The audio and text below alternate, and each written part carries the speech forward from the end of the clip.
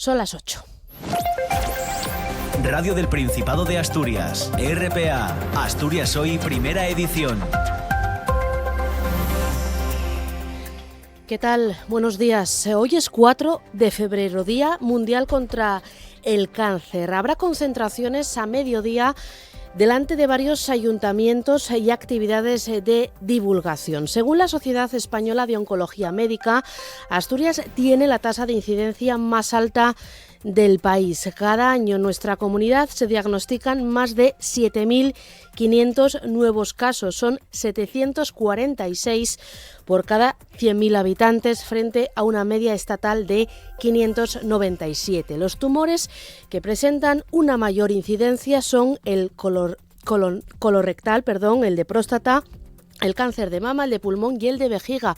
Del mismo modo, aumenta la supervivencia. En los últimos 40 años se ha duplicado gracias a los nuevos tratamientos y a los diagnósticos precoces. Ahí, en atajar a tiempo la situación, pruebas como las mamografías son claves, mamografías de las que se ha vuelto a hablar ayer en la Junta General, en el Pleno. La consejera de Salud respondía así a las críticas del Partido Popular, a la diputada Pilar Fernández Pardo, ante el caso de una trabajadora de Luca que denunció retrasos en esta prueba diagnóstica.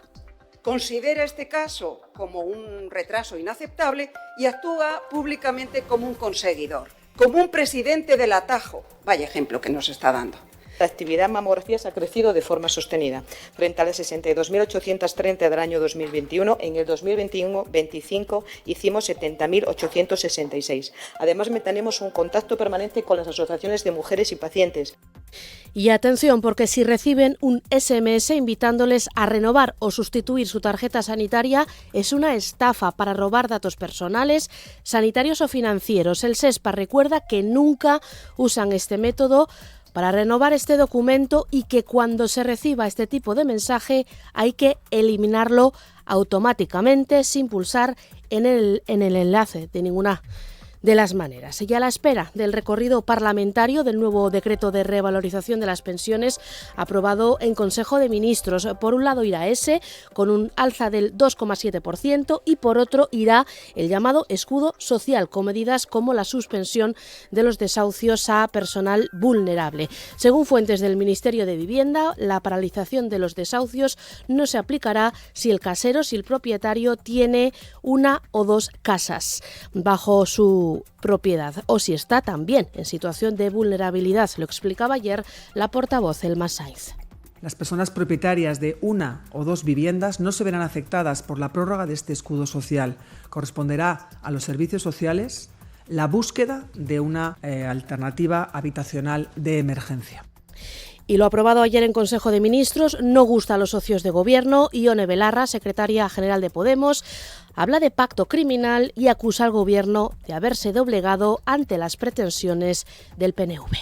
Hasta ahora había miles de familias protegidas y a consecuencia de este pacto criminal entre el PSOE y el Partido Nacionalista Vasco va a haber muchas personas desprotegidas. Y atención a la carretera, porque la nieve complica hasta ahora el paso hacia la meseta. La AP66, la autopista del Huerna, está cerrada a vehículos pesados, según informa el 112, y es necesario el uso de cadenas para vehículos. Tampoco se puede circular por Pajares, no lo pueden hacer los camiones y los autobuses, solo está permitido hacerlo a los vehículos siempre y cuando lleven cadenas o, en su defecto, neumáticos de invierno. Con esta apertura arrancamos este informativo, arrancamos este Asturias Hoy, matinal de la radio autonómica del 4 de febrero. Lo hacemos con Ángeles García, con Paula Rodríguez en redacción y locución, con Pablo Mateo y Nel Escudero en la parte técnica, y con los siguientes titulares que avanzamos ya de forma breve. Asturias Hoy.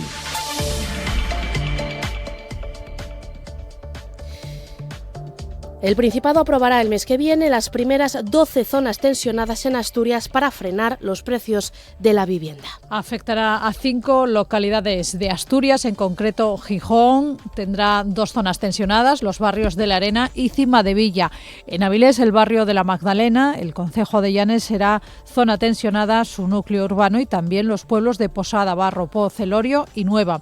En Gijón la protección se aplicará en Luanco y en Cabrales será en Po y en Arenas. El consejero de Vivienda, Ovidio Zapico, ha recordado que el objetivo es limitar los precios, permitir que los ciudadanos, dice, puedan acceder a una vivienda.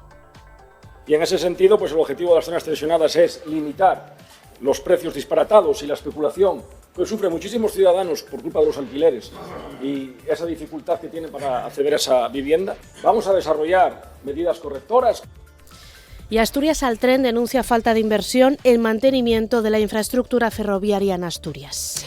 Sí, hablan de un deterioro estructural de la red ferroviaria que implica actualmente la aplicación de 67 limitaciones de velocidad en todo el territorio. Desde Asturias al Tren aseguran que estas restricciones garantizan que la vía sea segura, aunque el portavoz del colectivo, Carlos García, pone el acento en determinados tramos de la línea C6 entre Oviedo e Infiesto y también en la línea C7 entre Trubia y San Esteban de Pravia. Nos preocupan las limitaciones de velocidad que haya en la red de cercanías. Por ejemplo, la zona de Oviedo, Nava, Infiesto, pues la vía está desnivelada. Debido a que no está nivelada correctamente, pues estamos con limitaciones técnicas de velocidad y es un tramo que nos preocupa especialmente. Y en la zona de Pravia, sobre la zona del río Nalón, pasa exactamente lo mismo. Todo esto conlleva que una red que podría tener buenas velocidades comerciales pues no la tiene debido al problema de la infraestructura. No hay un problema de seguridad porque, claro, bajan la velocidad y, claro, al bajar la velocidad el tren no va a descarrilar.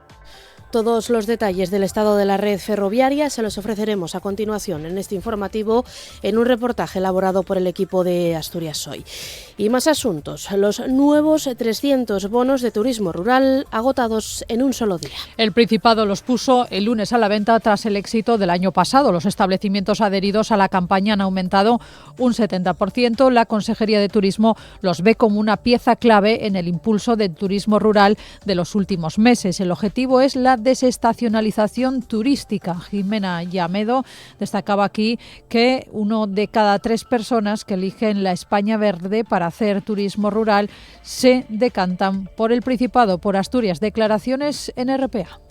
Sí que en otras comunidades autónomas, especialmente en Cantabria y en Galicia, el turismo rural está teniendo descensos importantes y es Asturias quien está remontando con respecto a las 4.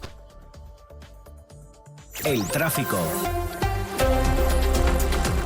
Lo que toca ahora, cuando son ya las 8 y 7 de la mañana, es conocer el estado de las carreteras, como siempre, de la mano de tráfico de la DGT.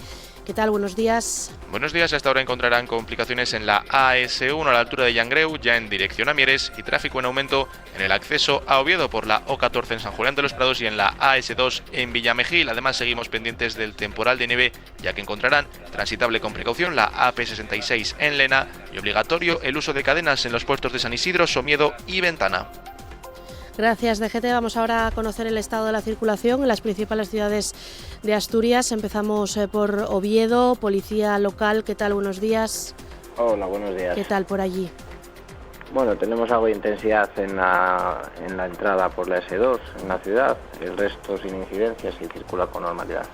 Gracias, Oviedo. Vamos ahora hasta Gijón, policía local. ¿Qué tal? Buenos días.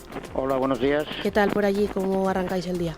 Pues bien, se circula con normalidad en todo el casco urbano. Tenemos hoy de 10 a 1 una incidencia, un corte de carril por obras en Avenida Constitución, rotonda de los institutos y nada más. Vale, gracias, tomamos nota. No tenemos conexión con Avilés, con lo cual vamos directamente con el tiempo. El tiempo. Previsión de miércoles que nos acerca David Arango. ¿Qué tal? Buenos días. Hola Elia, muy buenos días. Hoy tenemos por delante un día en el que las lluvias que comenzaban a las 12 aproximadamente de la pasada noche, esas lluvias van a ir poco a poco retirándose o al menos perdiendo intensidad, con temperaturas que hoy bajan un poco, viento de componente suroeste. Este episodio de precipitaciones, una situación asociada al paso de la borrasca Leonardo. Mañana también lloverá a primera hora del día y poco a poco también mañana las lluvias irán retirándose. Asturias al día. Asturias al día a partir de las 9, Nacio Varillas, ¿con qué contenidos acabo de renombrar?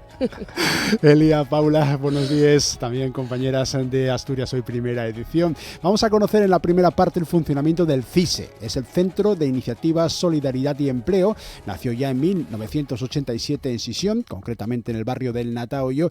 Estará con nosotros Pura Gil, es la presidenta de CISE, coordinadora del área de intervenciones psicosociales, y Susana Rey, trabajadora social, coordinadora del área de intervenciones con infancia y adolescencia de CISE. La segunda parte para la música asturiana, música de raigañu, pero también música de lo que ya se llama nuevas realidades musicales. La lata de zinc en Ubieu acuelle este sábado la cuarta edición del Semando Fest. Apuesten por relevo generacional na música asturiana. Va a explicárnoslo Yedra Riesgo, que es miembro de la organización de este Semando Fest. Y para acabar, la Asociación Intainar, reconocida como entidad de acogida por el Centro Penitenciario de Asturias, que busca financiación para mantener su casa de acogida a personas reclusas y ex-reclusas en su camino hacia la libertad. Estarán con nosotros Jesús Manuel Álvarez, más conocido como Chuso, que es el presidente de esta Asociación Intainar, y Miriam Molinero, coordinadora de la casa de acogida y del proyecto Trenzando Esperanzas. Elia. Pues gracias, quedamos pendientes y volvemos a charlar mañana. Muchas gracias. Están escuchando Asturias Hoy Primera Edición.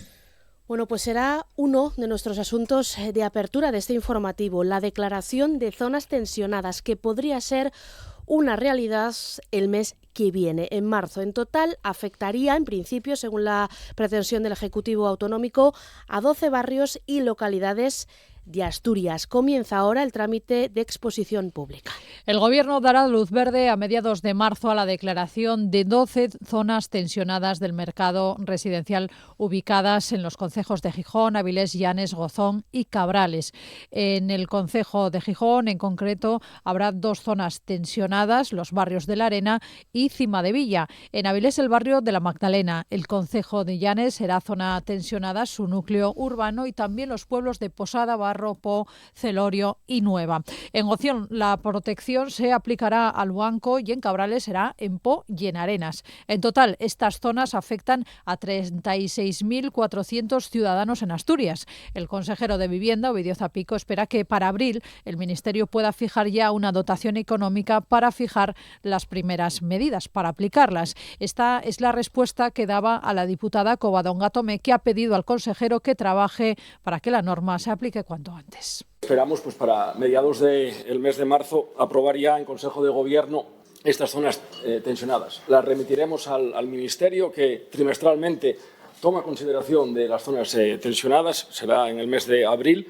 Iniciaremos ahí, por lo tanto, todo lo que tiene que ver con la negociación de la financiación que nos tiene que corresponder. Y yo aprovecho esta intervención de hoy para pedirle, consejero, que expriman al máximo, digan lo que digan los señores de la derecha, que cuando nos oyen hablar de vivienda se ponen especialmente nerviosos. El consejero ha insistido que el objetivo de la norma es limitar los precios, los altos precios de la vivienda y también la especulación. Permitir, dice, que los ciudadanos puedan acceder a una vivienda. También ha anunciado que trabajan de la mano de la Consejería de Presidencia, Reto Demográfico, Igualdad y Turismo para limitar a través de un decreto las viviendas de uso turístico en zonas tensionadas.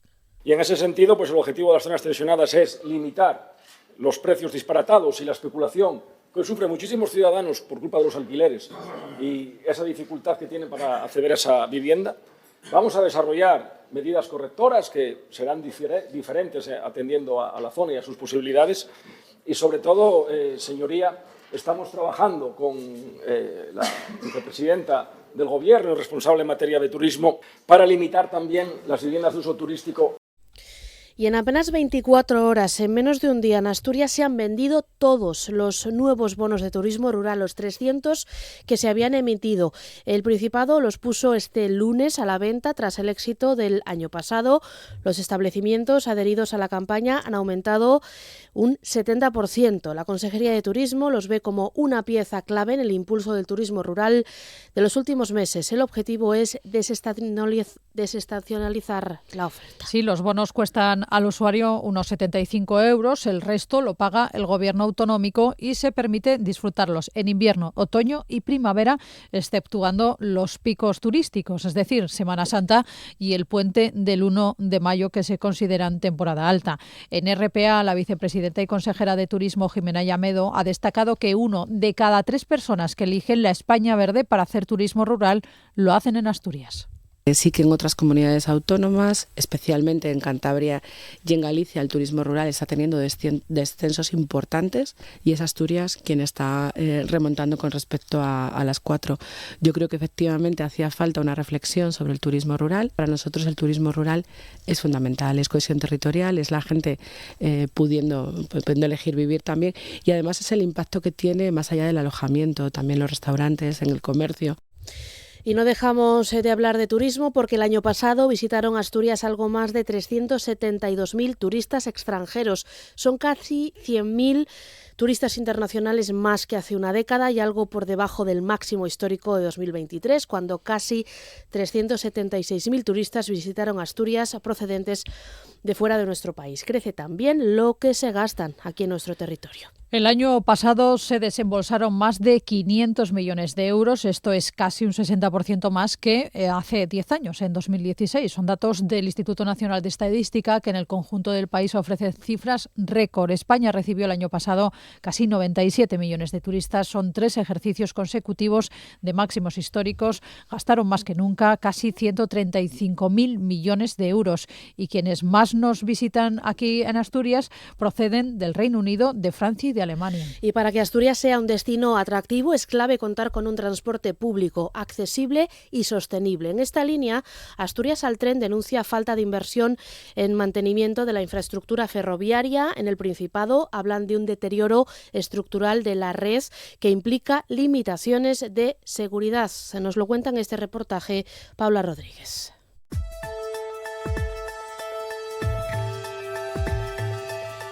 Asturias tiene actualmente 67 limitaciones de velocidad en su red ferroviaria.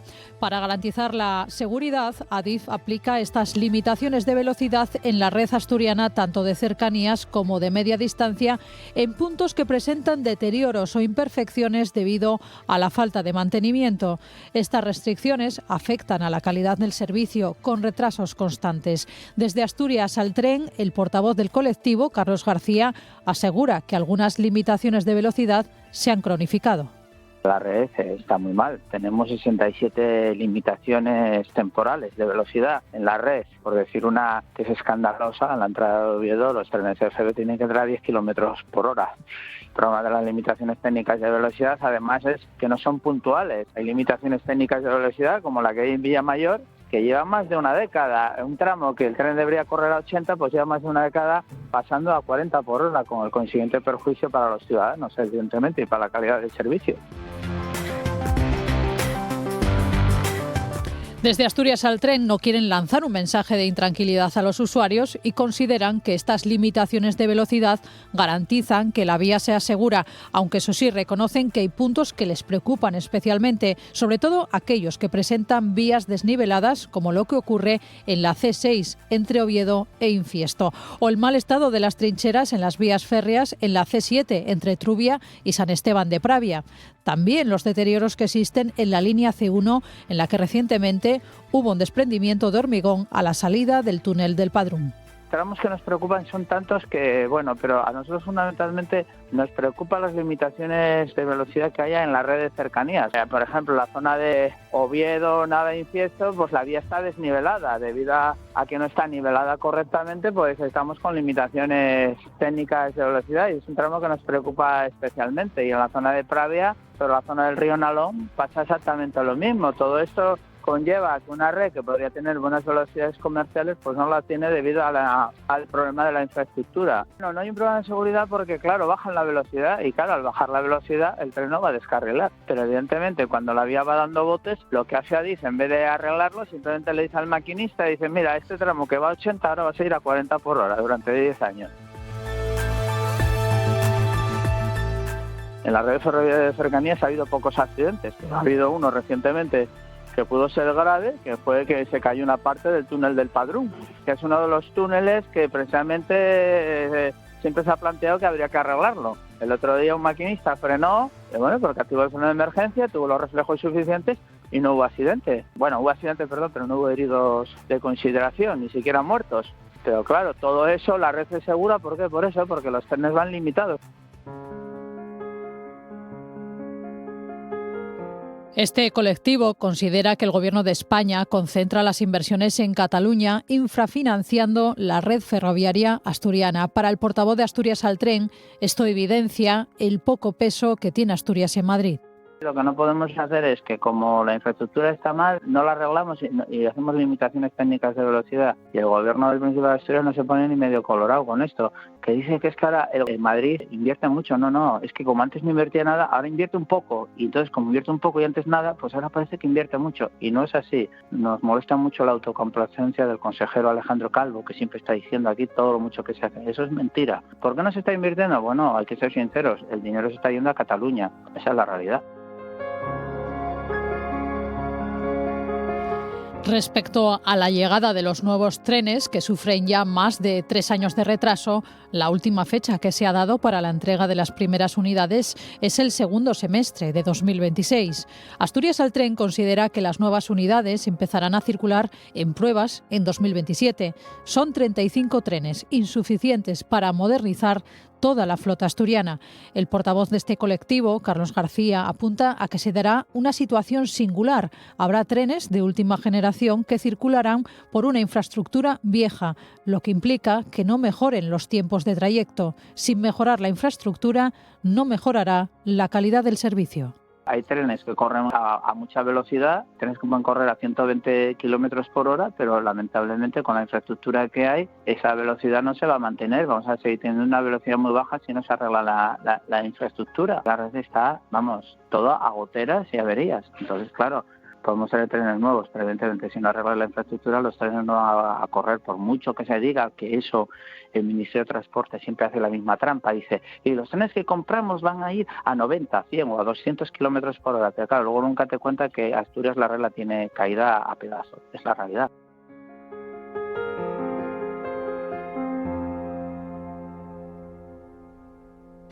RPA, Asturias Hoy, primera edición.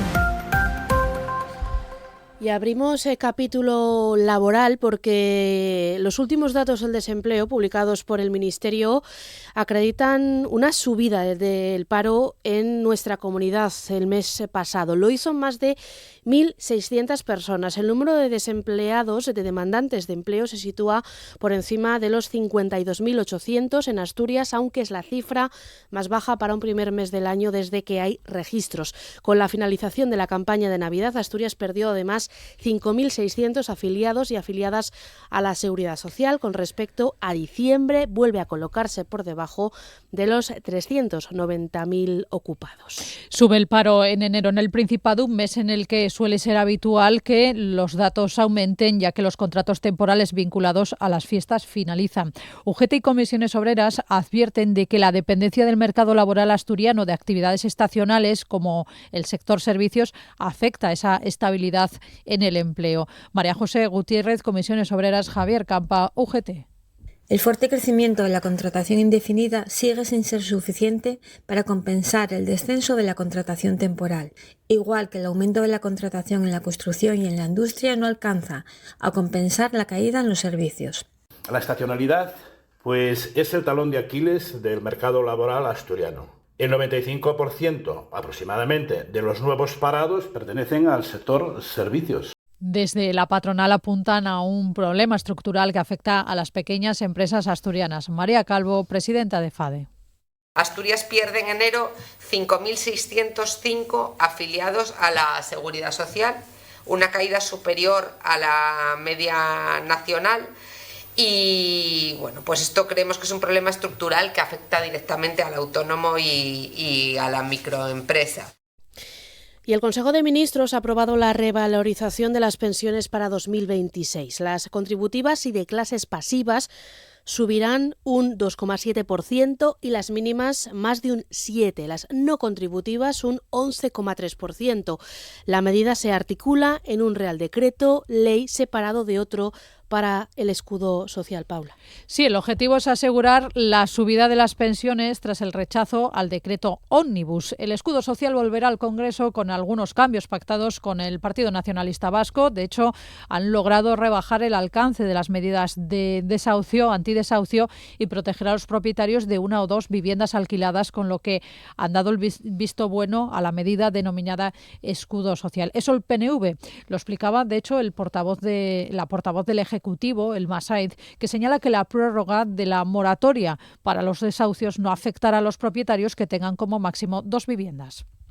En el caso de propietarios de 3 o más viviendas, no se ejecutará el desahucio cuando haya un contrato previo y el propietario no sea vulnerable. Además, las personas propietarias de 1 o 2 viviendas no se verán afectadas por la prórroga de este escudo social. Corresponderá a los servicios sociales la búsqueda de una alternativa habitacional de emergencia.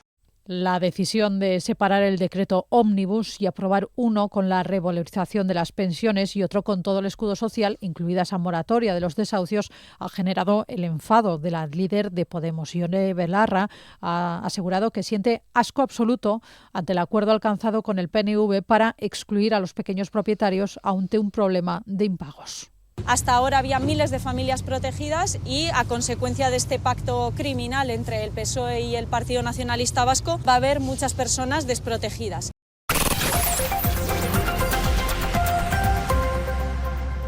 Y son ya las 8:26 y les contamos que los servicios informativos de RTP han tenido acceso a uno de los atestados policiales de la investigación que se sigue contra la presunta red de explotación sexual de menores tuteladas por el Principado. En él se señala que los audios y WhatsApp intervenidos a 2 de los principales investigados se desprende de esos documentos que estos eran plenamente conscientes de que esas chicas eran menores de edad y de los graves problemas a los que se enfrentaban si se les denunciaba. Nos da más datos en esta crónica Pilar Arias de Velasco. La policía considera de importancia capital para la investigación las conversaciones intervenidas a 2 de los principales investigados de 43 y 45 años. De sus mensajes y audios de WhatsApp se desprende, según los investigadores, que las relaciones sexuales mantenidas con las menores no eran hechos puntuales y sin conexión entre ellas, sino que existía un acuerdo entre los dos en el modo de tratar a las chicas y en las relaciones que mantenían con terceros. Además, recalcan que tenían pleno conocimiento de la situación personal de las menores. Sabían que no eran mayores de edad, que se encontraban en una situación vulnerable y que algunas de ellas tenían adicción a las drogas. La policía considera esclarecedor un audio en el que ambos abordan lo ilícito de su conducta, llegando uno de ellos a decir al otro que son menores y que las trate bien si no quiere acabar en la cárcel. Los investigadores concluyen que eran plenamente conscientes de la situación, algo que ambos negaron en su declaración policial. Según su testimonio, lo desconocían y se desvincularon también de la presunta red, negando haber tenido relaciones a cambio de dinero. El caso está ya en la Audiencia Provincial. Y la Consejería de Derechos Sociales y Bienestar del Principado asegura que cumple de forma escrupulosa con la ley y con los protocolos, que nunca expulsaría, dice la Administración, a un menor de un centro. Es su respuesta a la denuncia de Asturias Acoge, que afirma que un menor ha sido expulsado del centro de Loriana, en Oviedo. La Consejería recuerda que quien determina la mayoría o minoría de edad es la Fiscalía de Menores, que fue quien decretó el pasado 5 de diciembre la mayoría de edad para uno de estos 3 chicos a los que se alude en esta situación. Según el Principado, se han estado buscando alternativas de convivencia para él en entidades que dan soporte a personas mayores de edad, propuestas que, afirma la Administración, el joven rechazó y decidió irse del centro de Loriana. Los otros 2 permanecen allí y en los próximos días se trasladarán a recursos de transición a la vida adulta de la Consejería de Derechos Sociales. Asturias Acoge insiste en que es un menor. María Luisa Pérez es la coordinadora del área educativa. Denunciamos que hay un menor que estaba internado en el centro de menores de Loriana, que va a quedar hoy en la calle. El motivo de la expulsión es que se apoyan en un decreto de la Fiscalía que decreta la mayoría de edad, basándose en unas pruebas óseas que se le han realizado y que van en contra de lo que dicen sus documentos oficiales. Y el Gobierno de España plantea prohibir el uso de redes sociales para menores de 16 años. Se une así a una tendencia que comenzó en Australia y a la que se han sumado recientemente otros países como Francia y Austria. Tras el anuncio, el magnate tecnológico Elon Musk ha llamado fascista a Sánchez. Sí, lo anunció Pedro Sánchez en la Cumbre Mundial de Gobiernos que se celebra en Dubái y en la que también participan una treintena de jefes de Estado. Para el presidente del Gobierno, las redes sociales necesitan incorporar medidas efectivas para evitar que los menores se conviertan en víctimas de todos los problemas que conllevan estas aplicaciones. España prohibirá el uso de redes sociales para menores de 16 años. Se obligará a las plataformas a incluir sistemas de verificación efectivos, no solo casillas de verificación, sino barreras reales que funcionen. Nuestros niños están expuestos hoy en día a un espacio que nunca se concibió para que navegaran solos, un espacio de adicción, abuso, pornografía, manipulación y violencia.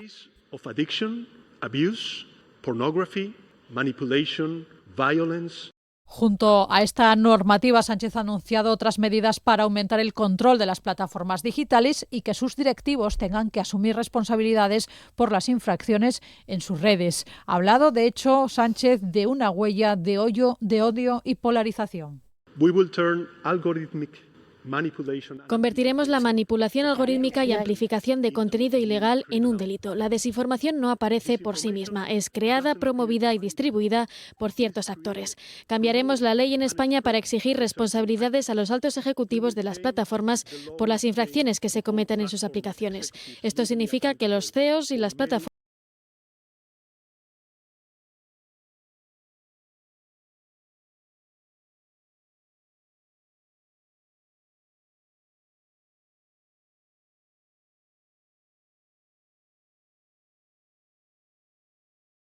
Sánchez detallaba sus propuestas y ha aprovechado para dedicarle varios insultos. Lo ha llamado tirano, traidor al pueblo de España, también fascista totalitario. Además, lo ha denominado Dirty Sánchez, cuya traducción literal del inglés es sucio Sánchez, y el texto además iba acompañado de un emoji de caca. RPA, Asturias Hoy, primera edición. En la Junta General, la consejera de Salud ha pedido tranquilidad a las asturianas con cáncer de mama y confianza en el sistema sanitario. Responde así a las críticas del Partido Popular ante el caso de una trabajadora de Luca, paciente de esta enfermedad, que denunció en redes sociales que llevaba meses esperando por una mamografía. Pilar Fernández Pardo, diputada popular, asegura que no es un caso aislado.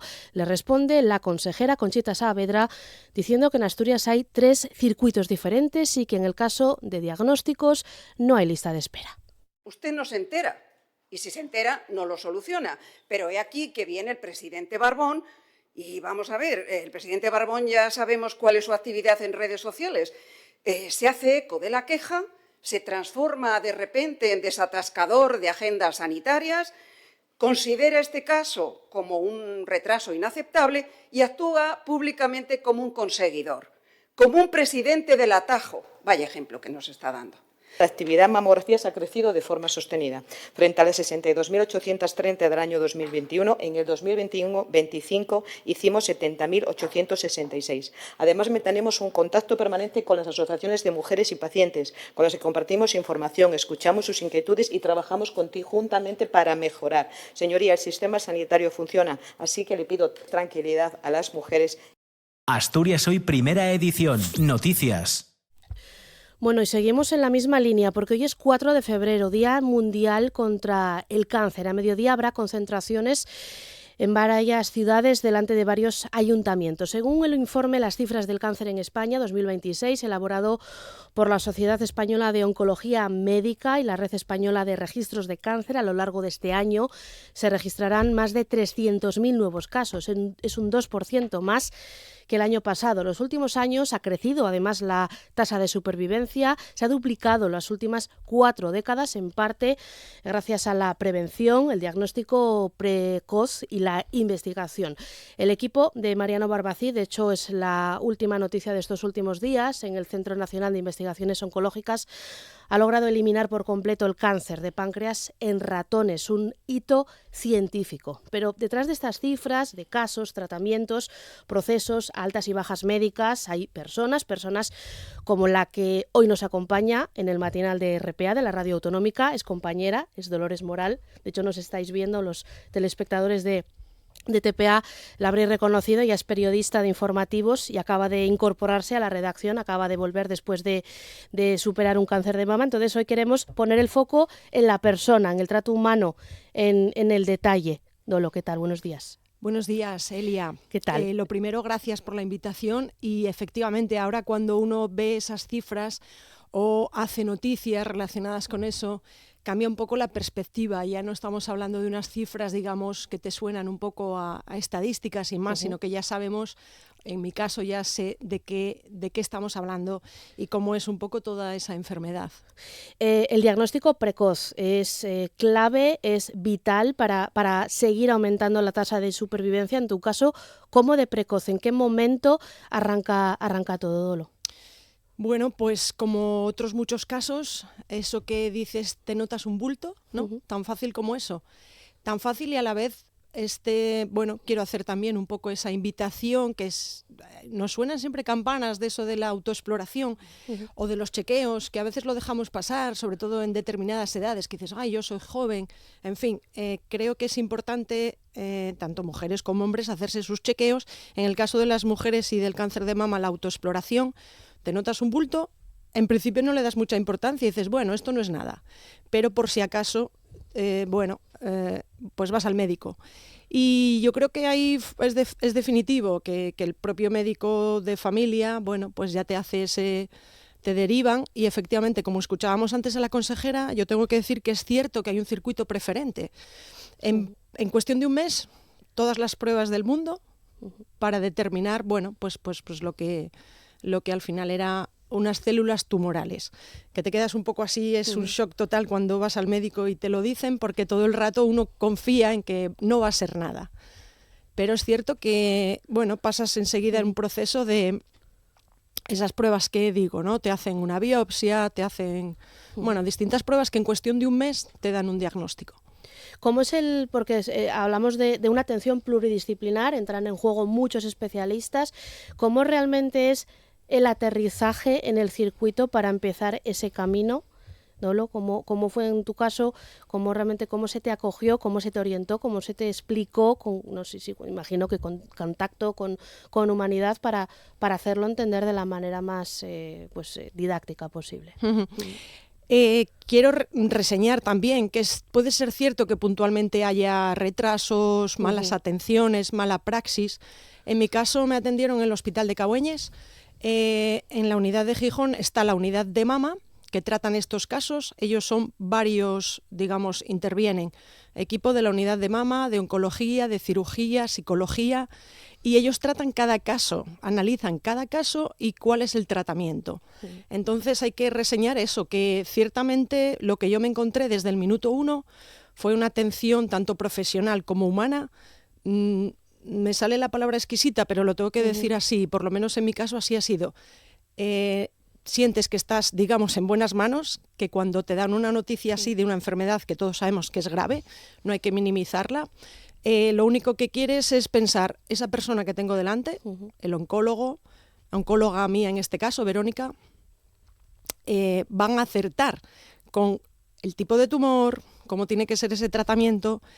Te dicen mucha información de primeras que es verdad que te quedas con una parte. Yo en esos momentos solo pensaba, parece mentira que yo que estoy acostumbrada a escuchar a gente, a resumir lo que dice alguien para luego hacer una noticia, de todo lo que te van diciendo en ese momento, se te queda un porcentaje muy pequeño. De hecho, el día que vas a oncología, siempre te dicen que vayas acompañado. Es, evidentemente, por mejor para ti también, pero para que la otra persona escuche lo que tú en ese momento estás oyendo campanas y solo te quedas con una parte muy pequeñita de todo lo que te dicen. Pero volviendo a eso del circuito, yo creo que la atención en general es muy buena. Te informan, hay un circuito, ya digo, un poco más específico. Luego está el hospital de día, donde ya empiezas con los tratamientos, y en todo momento, tanto los médicos como las enfermeras están ahí. Si tienes cualquier duda puedes preguntar. En fin, yo creo que es una atención muy profesional y muy cercana. Hablábamos de que la incidencia crece, los casos también todos, por desgracia, conocemos en nuestro entorno varios casos. No sé si en tu caso has podido comparar la atención que recibimos aquí en Asturias con la de otras comunidades, que no suele ser conveniente comparar, pero yo no sé si casos atendidos en otras comunidades realmente no se atienden con la misma celeridad, con la misma empatía que aquí en Asturias has encontrado en Cabueñes, en tu caso. Tengo que decir que paralelamente a todo mi proceso, una amiga de León, yo provengo de León, ella pasó exactamente lo mismo y yo de primeras también decía, aquí el hospital de Cabueñes hay nivel, Asturias tiene nivel, pero tengo que reseñar que el caso que yo conocí tan cercano y tan próximo y en paralelo en el hospital de León, había pequeñas diferencias, pequeños matices, pero lo que es un poco todo el circuito, digamos que es exactamente igual de atento, de profesional, y ha funcionado todo igual. Hay algunas pequeñas diferencias. Yo sé que en otros hospitales, creo que en el UCA, ahora no me sale cómo se llama, una figura que hay, que es una especie de supervisora o alguien que te atiende, que te orienta. Porque es cierto que lo que tú estás diciendo, todos conocemos casos, todos sabes de qué va el cáncer, has oído 1000 veces el tratamiento, pero os garantizo que es un mundo que cuando estás allí, madre, primero, evidentemente, te va a afectar a ti, eres tú quien lo padece, y te pierdes mucho. Hemos visto todas imágenes de cómo es la quimioterapia, pero el día que entras allí te impresiona muchísimo, un poco por todo lo que vas a pasar, los efectos secundarios. Entonces, que unas personas te acompañen, te orienten, sepan un poco cómo va a ser todo, el tipo de pruebas que te van a hacer, cómo va a ser ese proceso. Yo creo que la información a mí me parece que es muy importante. Es cierto que luego cada persona, los oncólogos, yo creo que efectivamente tienen una parte humana muy importante, que van viendo cómo es ese paciente. Hay personas que demandan más información y otras que requieren una información un poco más... No quieres saber mucho a veces. Yo de primeras tampoco quería saber mucho, era como, a ver, mira, a mí solo dime la parte... Cuando ya empiezas a saber un poquito más, bueno, te puedes asustar. Corremos a veces una mala costumbre, que es recurrir a Internet. Tú pones en Internet tumor tal, no sé qué, de verdad que yo creo que no es muy conveniente, o como mínimo pues acudir a fuentes oficiales. Yo miraba bastante, por ejemplo, la SEON, que es la Sociedad Española de Oncología, que entiendo que es una fuente fiable. Y bueno, también sí me parece importante, aparte del tema médico, o yo por lo menos en mi caso lo hice, ¿no? Buscar un poco qué puedo hacer yo también. O sea, yo creo que no tenemos que ser... La palabra paciente viene de paciencia, ¿no? O yo lo identifico así. Tienes que poner tú algo de tu parte, es decir, no vale, yo voy ahí, que me pongan el tratamiento, me operan, lo que sea. En mi caso, desde luego, tema alimentación, deporte, el entorno, me parece básico sentirte acompañado. En mi caso tuve mucha suerte, todo mi entorno familiar, de pareja, de amigos, se vuelcan contigo, y eso yo creo que es muy de agradecer y muy definitivo, porque el estado anímico de una persona en una enfermedad de este estilo, yo creo que es fundamental.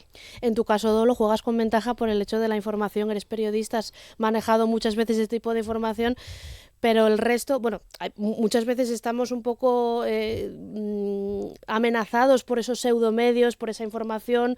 Por eso es tan importante informarse por los cauces oficiales, y porque realmente para realmente afrontar la situación con información objetiva. Muchas veces. Entonces, en este caso es importante resaltar eso. Mira, yo creo que aquí no valen como medias tintas, es como... Puede ser muy respetable que haya gente que no esté de acuerdo con, digamos, la medicina convencional. Sobre todo la quimioterapia te arrasa, o sea, te deja... Y hay gente que no cree mucho, intentan seguir otro tipo de apoyos. Ahora hay una cierta línea, un poco en relación con lo que hablamos al principio, de humanizar un poco todo más, y yo creo que ya empiezan a entrar, se llama algo así como la salud integrativa, que va un poco en esta línea de lo que digo. No vale solo la medicina, la radioterapia, la quimioterapia, sino también entrar un poco en esa otra parte de la alimentación, el deporte, la relajación.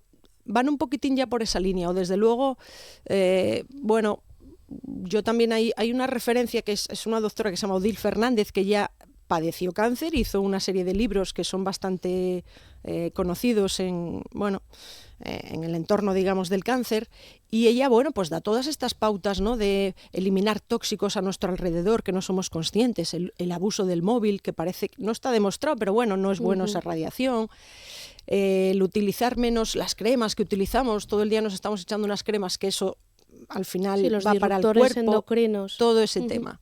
Va un poco por ahí también la línea, es decir, ya no es una medicina pura y dura, sino que también se integran otra serie de cosas. Y hablando de medicina integrativa, hablando de atención pluridisciplinar, ¿crees que están todas las patas cubiertas? Es decir, la atención psicológica al paciente, el apoyo cuando se vuelva a incorporar el trabajo, porque muchas veces, lo cuentan pacientes, se tienen que incorporar antes de estar recuperados plenamente, pueden haber recibido la alta oncológica, pero a lo mejor no están plenamente capacitados, no capacitados, sino en sus plenas facultades para volver a desempeñar su trabajo como antes. No sé si el respaldo es el suficiente o a lo mejor a veces se aprieta demasiado al paciente para que recupere su vida anterior. Bueno, es cierto que cuando empiezas con un cáncer, yo por lo menos me lo planteaba paso a paso, es decir, vamos a ir con estas etapas. No ves, de repente, esto es como un tsunami y tú llevas día a día, o sea, ya no piensas qué va a ser de mí en 3 meses, es decir, también te cambia mucho tu propia concepción de muchas cosas. Entonces dices, ahora vamos con esto, cuando acabe esto vamos con otro, y vas afrontando un poco cada paso. Tengo que decir que es más largo de lo que en principio parece, son procesos, lo que te digo, cada caso es diferente, pero bueno, una quimioterapia, una operación, radioterapia, inmunoterapia, hay luego personas que tienen que estar tomando unas pastillas durante varios años, todo eso debilita mucho el cuerpo, lo que hablamos, tienes que tener un estado anímico fuerte. En mi caso yo tuve un apoyo psicológico en el hospital de Cabueñes que se agradece mucho.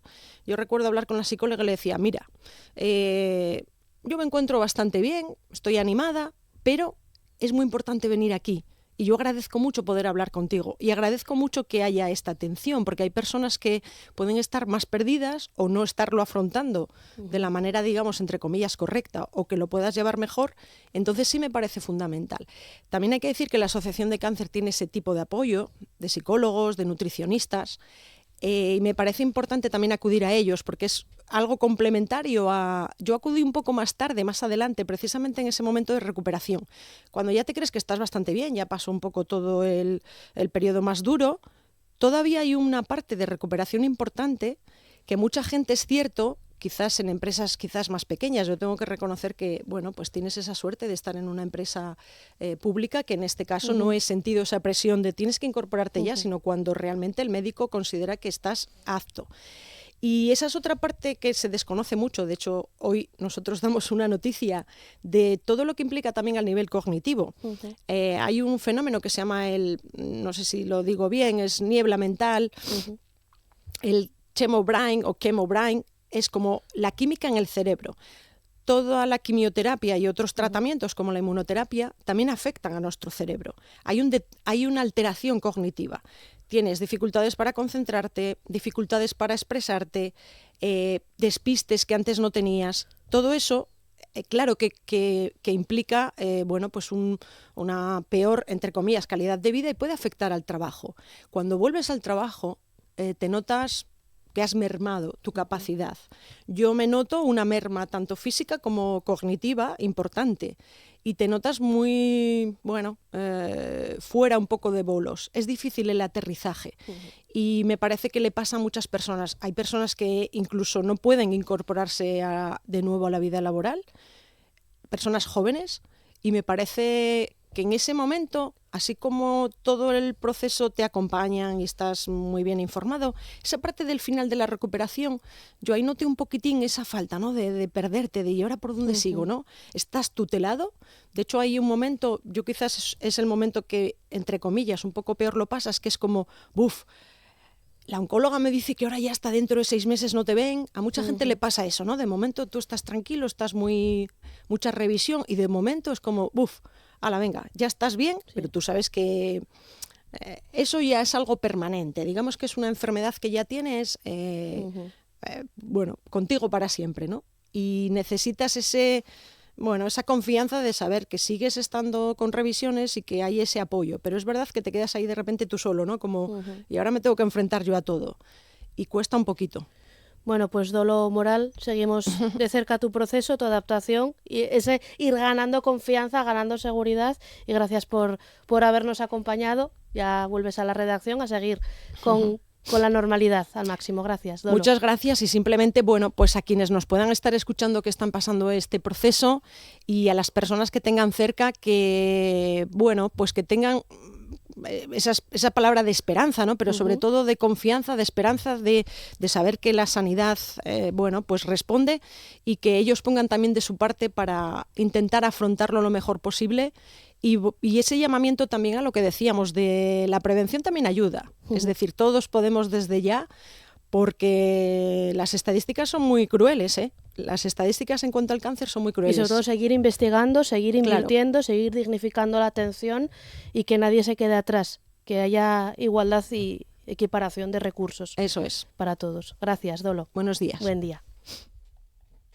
Asturias Hoy, primera edición. Noticias.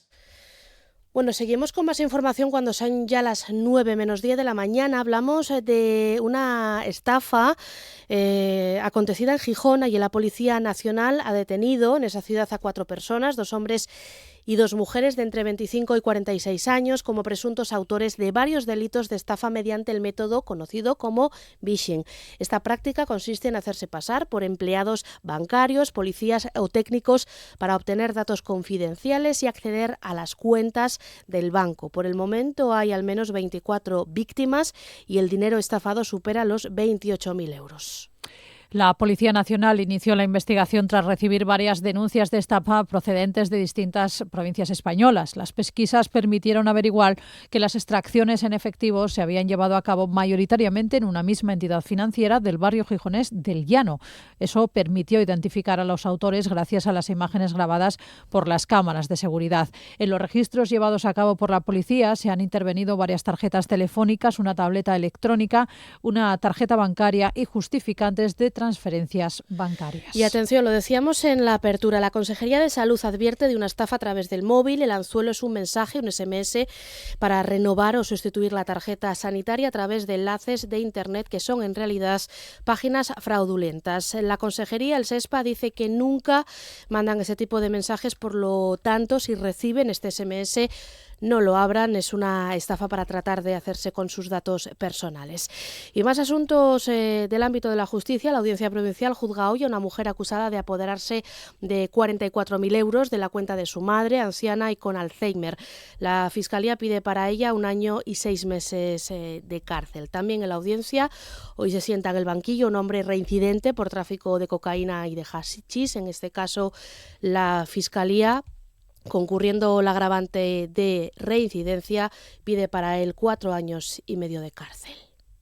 Asturias Hoy, primera edición. Noticias.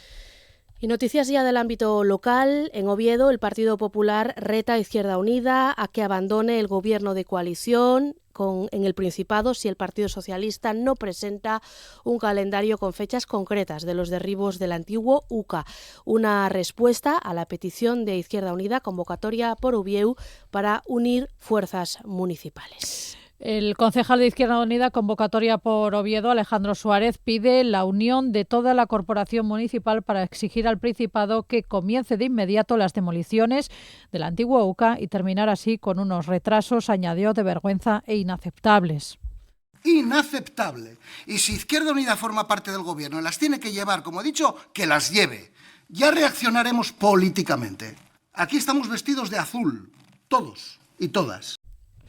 Nacho Cuesta, concejal de Planeamiento y segundo teniente de alcalde, sugiere que si el Principado no da fechas concretas, Izquierda Unida abandone el gobierno regional.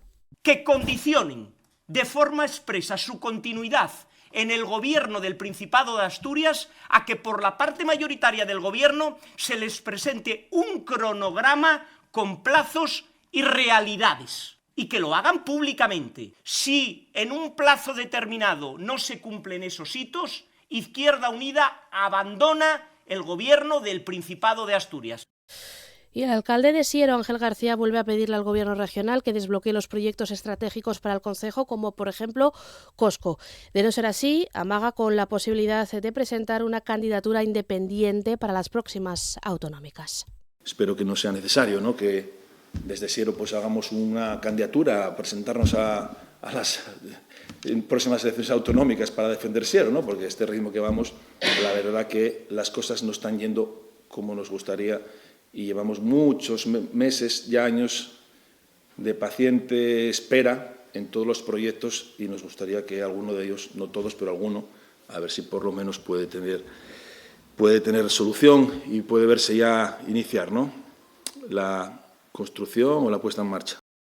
En Asturias Hoy, primera edición, Deportes. Actualidad deportiva con Diego Domínguez. ¿Qué tal? Buenos días. ¿Qué tal? Buenos días. El Real Oviedo continuará hasta mañana en el Requexón con la preparación del partido del próximo sábado a las 2 de la tarde en el estadio de Vallecas frente al Rayo Vallecano. Es un duelo directo entre dos equipos que ocupan posiciones de descenso, para el que Guillermo Almada podría recuperar a Eric Bailey, que ya completaba ayer por segundo día consecutivo el trabajo junto al resto del grupo. Siguen lesionados Rajín y Obi Ellaria. El Sporting va a iniciar esta mañana en mareo la preparación del choque que jugará ante el Huesca en el Molinón el domingo a las 6:30 de la tarde. Vuelve a estar disponible Nacho Martín tras perderse el último partido por cumplir ciclo de amonestaciones. Son baja Otero por sanción y Pablo Vázquez por lesión. Un partido donde podría debutar el central Andrés Cuenca, la última incorporación en el mercado invernal de los rojiblancos. Tengo muchísimas ganas de estar ya en el Molinón. Todavía no he entrado al estadio y quiero que la primera vez que entre al estadio sea la del partido. Lo que veo de la afición es algo espectacular que no había visto todavía en mi vida y la verdad que súper ilusionado. Tenemos que estar todos juntos para conseguir los objetivos y vengo a un club súper grande, que yo ya sé que era un club grande, pero cuando llegué aquí vi que es un club muy grande.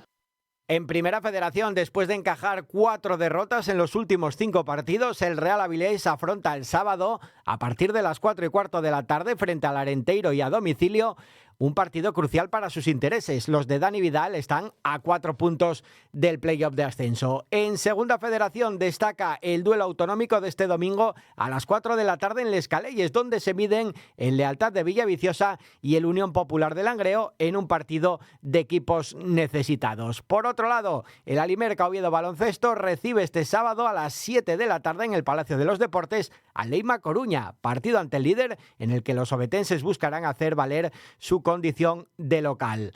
Escuchamos al ala pívot Robert Cosials. No será fácil, pero nosotros, igual que he estado diciendo estas últimas semanas, nosotros tenemos nuestro estilo, no lo vamos a cambiar. Sé que ellos juegan más o menos similares, un estilo rápido, a tirar, a ir al rebote como animales. Bueno, será un partido divertido de ver y a ver quién se lo lleva.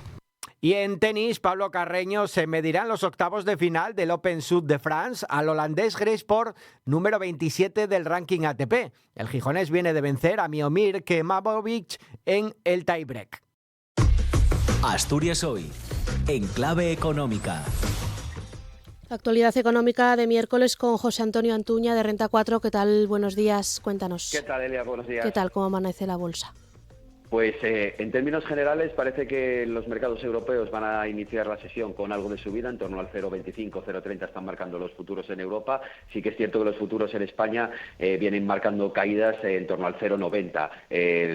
La explicación viene porque hoy tenemos presentación de resultados de Banco Santander, uno de los pesos pesados, y es cierto que los resultados han sido muy positivos, pero también es cierto que esta acción pues el año pasado había subido más de un 100% y evidentemente pues el mercado a esos precios pues exige unos resultados que sean perfectos, pero es que además a esos resultados que han sido buenos también se le ha añadido pues el anuncio de una compra de un banco americano, que evidentemente también entendemos que es una buena noticia porque entendemos que le va a permitir a Banco Santander posicionarse como un referente en Estados Unidos y tener más diversificación, pero esa compra parte se va a hacer también con una ampliación de capital por lo que parece, y eso está castigando al valor. El Banco Santander en preapertura viene cayendo en torno al 3%, y yo creo que eso pues bueno es lo que nos está lastrando en este inicio de sesión, en la que también hay que destacar bueno, que otros resultados empresariales, sobre todo en Estados Unidos, también como consecuencia del que el mercado está exigente, insisto, que estaba